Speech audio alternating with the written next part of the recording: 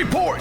Hinukayat ng lokal na pamahalaan ng Dagupan ang pagkakaroon ng evacuation plans sa 31 barangay sa Dagupan City. Alinsunod dito sa puspusang paghanda ng lungsod ukol sa posibleng dalangbada ng tsunami na maaaring maging epekto sakaling mangyari ang malakas na pagyanig mula sa Manila Trench. Matatandaan na noong December 2024, nakapagtala ng magkakasunod na offshore tremors ang DOST FIVOX sa bahagi ng Santa Catalina, Ilocos Sur. Sa klaw ng iminungkahing evacuation plans ang nararapat ng mga bangin na dapat maipaalam sa mga residente. Inihayag din ng alkalde ang kahalagahan ng tsunami evacuation drills maging ang pagtatalaga sa mga may matataas establishmento at mga paaralan na maging katuwang upang mapanatili ang kaligtasan ng publiko. Samantala, mas pinaigting sa ngayon ang kasanayan at kahandaan ng bawat barangay sa lungsod, hindi lamang sa banta ng lindol, maging sa anumang sakuna. Mula rito sa IFM Dagupan, ito si Idol Ron Aracatatak, IFM.